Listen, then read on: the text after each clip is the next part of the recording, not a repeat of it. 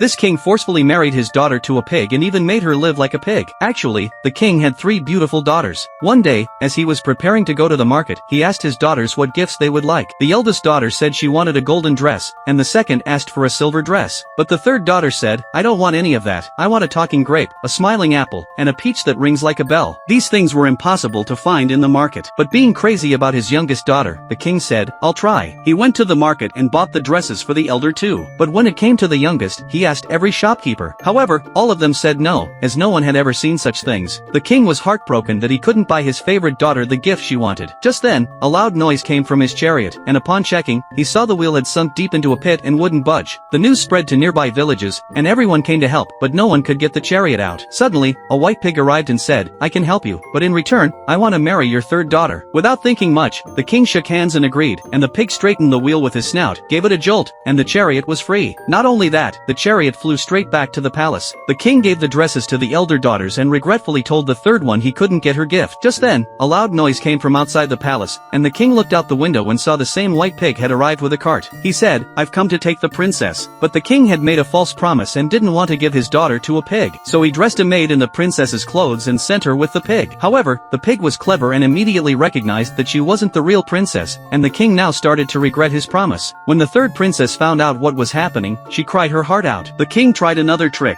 He dressed his daughter in dirty torn clothes, hoping the pig would lose interest. But as soon as the pig saw the real princess, he was overjoyed and took her on his cart to his home. All along the way, he kept saying, "I'll make you very happy," but the princess just kept crying. The pig took her to a filthy pigsty and made her sit on a heap of dirty hay and said, "This is your new home." Hearing this, the princess became even sadder. He gave her a dry cornbread to eat. She ate it somehow and cried herself to sleep. The next morning when she woke up, she found herself lying on a silky bed. She couldn't believe her eyes. The filthy pigsty had turned into a grand palace. Before she could understand anything, a group of maids arrived and began grooming her. Soon she was transformed from ragged clothes into a royal princess again. She was taken to the palace dining hall, where a very handsome young man was waiting for her. He said, "All this is yours now, and if you wish, I can be yours too." The princess was shocked and wondered who this man was. Instead of answering, he took her to a garden. There he showed her a talking grape, a smiling apple, and a peach that sounded like a bell. The princess was amazed. Then the young man told her the whole truth. He was actually a prince who had been cursed by a witch and turned into a pig, but the witch had also said that if he ever found a talking grape, a smiling apple, and a peach that rang like a bell, the curse would be broken. After that, the prince held a grand wedding, and they lived happily ever after.